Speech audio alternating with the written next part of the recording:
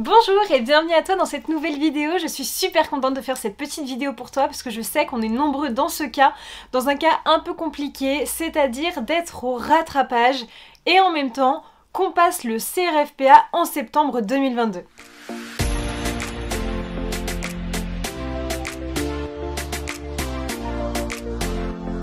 Alors que tu passes le CRFPA 2022 ou que tu regardes cette vidéo en 2023 mais que tu te trouves dans la même situation que la mienne, c'est-à-dire que tu as des rattrapages fin juin et que donc tu vas devoir bosser à fond ton deuxième semestre pour le mois de mai et également valider tes rattrapages du mois de juin pour pouvoir passer l'examen du CRFPA, eh bien cette vidéo est vraiment faite pour toi parce que je suis dans cette situation, je sais à quel point c'est stressant et donc je voulais absolument te donner un petit peu mon point de vue, te donner mes petits tips, ma méthodo si je puis dire de vie pour cette période un petit peu charnière, très stressante, sûrement pour toi également, pour affronter au mieux cette période angoissante. Alors pour rappel, cette vidéo elle est en partenariat avec la prépa Dalloz. Donc la prépa Dalloz, c'est la prépa que j'ai choisie pour passer le CRFPA. Tu as peut-être choisi une prépa ou peut-être que tu hésites encore. En tout cas, sache que la prépa Dalloz, pour ma part, c'est mon choix de cœur. Tu as d'ailleurs moins 5% avec mon code Constance5, ce qui te permet de faire une petite économie et ça franchement, c'est pas négligeable. Tu peux également choisir, si tu le veux comme moi, la prépa estivale avec le stage d'été. Je sais que c'est une formule qui plaît beaucoup. En tout cas, moi, c'est la petite formule que j'ai choisie. C'est la petite méthode qui va me permettre d'être un petit peu plus rassurée pour affronter rattrapage, révision CRFPA, angoisse et tout, parce que finalement avec le stage d'été personnellement, eh bien je vais travailler ma prépa estivale tranquille et ensuite gros coup de collier avec le stage d'été qui va se dérouler de fin juillet à mi-août, donc franchement ça sera 5 semaines intenses où je vais pouvoir vraiment me mettre à fond dans le CRFPA. Donc comme tu le sais, je vais passer au rattrapage. C'est obligatoire puisque moi personnellement dans mon Master 1, eh bien il n'y a pas la possibilité de compenser les 2 semestres. Donc c'est vrai que c'est un peu flippant parce que mon premier semestre j'ai validé, enfin je l'ai pas validé du coup parce que j'ai eu 8,7 et donc là dans une semaine je passe mes examens du deuxième semestre, j'ai révisé à fond pendant vraiment 1 mois et demi. J'espère que ça va payer, j'espère que surtout j'aurai pas d'autres rattrapages en plus fin juin. Et donc ensuite j'ai 1 mois pour réviser à fond mes rattrapages, j'ai 6 matières à passer, donc c'est quand même pas... voilà, c'est quand même beaucoup je trouve. Et donc au mois de juin je vais me consacrer à fond à mes rattrapages parce qu'en fait, si on fait le calcul, si je valide pas mon Master 1, peut-être que c'est pour toi également pareil, eh bien je peux pas passer le CRFPA parce que pour rappel, pour passer l'examen du CRFPA, c'est obligatoire, il faut avoir un Master 1 en droit. Donc comment est-ce que je gère un peu cette période? Eh bien je me focus à fond sur mes examens de master.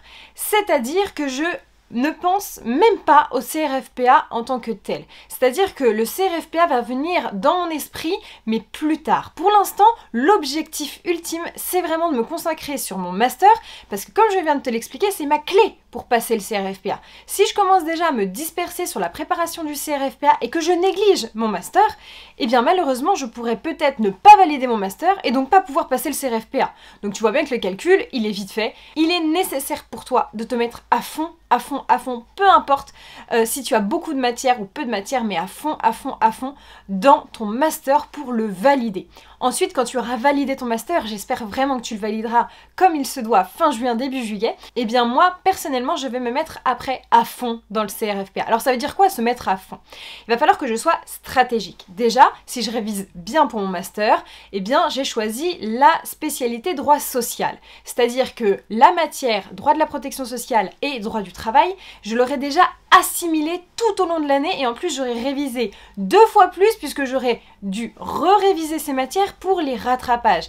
Donc du coup ça va me demander très peu de travail au niveau de la préparation du CRFPA dans cette matière. Donc déjà ma matière de spécialité pendant l'été, eh bien il faut être lucide, je vais pas avoir beaucoup de temps pour réviser, et bien cette matière je vais la mettre un petit peu de côté parce que c'est la matière un peu bonus pour moi, ça va être un petit peu plus facile puisque c'est ma spécialité.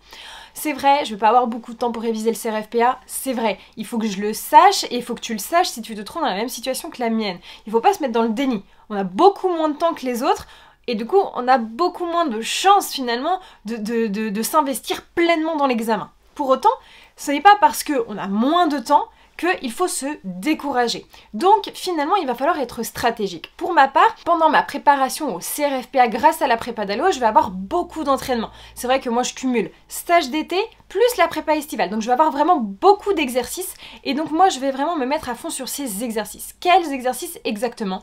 Eh bien spécialement la note de synthèse. C'est un exercice que je veux réussir, même si je ne valide pas et que je ne peux pas finalement avoir le CRFPA en septembre, je veux absolument vraiment valider cette matière note de synthèse avec une bonne note. C'est vraiment mon objectif ultime pour le CRFPA. Donc c'est vrai que cet été, je vais manger de la note de synthèse parce que vraiment, c'est une matière que je veux réussir absolument. Ensuite, je vais me mettre dans une deuxième matière qui est très importante, c'est droit des obligations et procédure civile. Donc finalement, pour moi, cet été, sur un petit peu moins de 2 mois, je vais me mettre à fond sur 3 choses. Note de synthèse, procédure civile et droit des obligations. Sachant que droit des obligations, c'est une matière que je connais très bien, puisque je l'ai déjà étudié plusieurs fois grâce à ma chaîne YouTube où je vous fais mes petites vidéos pour vous expliquer un petit peu les notions. C'est vrai qu'il y a pas mal de choses que j'ai déjà en tête, donc finalement j'ai 2 matières et demie à me mettre à fond. Donc je vais essayer d'être un petit peu stratégique dans ma façon de mettre en place ma révision, mes révisions plus exactement du CRFPA, puisque j'ai pas beaucoup de temps. Il va falloir vraiment que je m'investisse à fond dans certaines matières pour éviter de me disperser, parce que malheureusement si je me disperse, je risque de travailler 30%, 40%, 60%, au lieu de finalement me mettre à fond dans 3 matières ou 2 matières et demie et être vraiment à 70%, 80% dans ces matières à fond, quitte à négliger un petit peu plus l'anglais par exemple, ou encore droit du travail, ma spécialité. Voilà, qui est une matière que je connais déjà beaucoup. Alors ça veut pas dire que je vais pas du tout réviser, hein, c'est pas du tout ça. Mais simplement, c'est déjà des notions qui sont fraîches dans ma tête. Ça fait 2 ans que je bosse ces matières, que je les connais, que voilà, je me suis énormément entraînée. Donc pour le coup, j'ai un petit peu moins peur. Donc voilà, si jamais tu te retrouves dans la même situation que la mienne, que voilà, c'est déroutant, c'est stressant, il va falloir que tu te mettes vraiment dans la tête que oui, effectivement, tu as moins de temps pour réviser le CRFPA, ça va être compliqué. Mais dans un premier temps, tu valides ton Master 1 parce que c'est la clé pour pouvoir passer le CRFPA. Ne fais pas les choses à l'envers parce que tu risques de te casser la figure et malheureusement, si ça entraîne un échec et que tu es obligé de redoubler ton Master, t'imagines bien le bazar. Donc tu valides bien ton Master 1. Ensuite, quand tu as fini tes rattrapages, tu te prends 5-6 jours de break où vraiment tu coupes tout, tu es tranquille, tu pars en vacances si tu as les moyens, tu prends un billet d'avion, tu pars je ne sais où, tu vas marcher, tu vas bronzer, tu vas dormir, tu te coupes un petit peu de tout l'aspect scolaire. Il faut absolument que tu prennes ces 6 jours pour vraiment déconnecter et ensuite seulement tu te mets à fond dans le CRFPA. Mais alors là, c'est à fond, à fond, à fond. On fait pas les choses à moitié. Mais je pense que c'est quand même important de diviser un petit peu l'année parce que sinon ça va te faire vraiment beaucoup de mois de travail et tu risques d'arriver en septembre complètement sur, KO et ensuite il y aura le grand oral. Enfin bref, ça serait vraiment dommage que tu sois trop stressé ou dans un burn-out. Donc prends vraiment ces 6 jours après les rattrapages pour te poser à fond et ensuite tu te mets dans le CRFPA et là tu le décroches. Et j'espère que tu me le mettras en commentaire que c'est bon, t'as validé et que tu as eu le CRFPA. En tout cas, moi je te souhaite plein de courage pour cette dernière période, cette dernière ligne droite. Je sais que c'est stressant, que c'est très angoissant, que c'est fatigant, que parfois on perd un peu la motivation.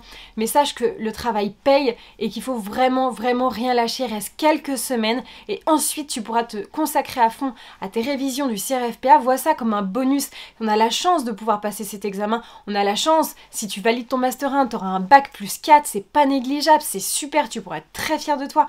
Donc vraiment, vraiment, vraiment, vois déjà les rattrapages à fond, tes examens à fond et après tu déchires tout pour les révisions du CRFPA et tout se passera bien. Voilà, encore une fois, tu bénéficies de moins 5% avec le code Constance5 de la prépa Dalloz. Je te souhaite une excellente journée. N'oublie pas de liker cette vidéo, tu peux également la partager et rejoindre la prépa Dalloz sur ses réseaux. Bonne journée!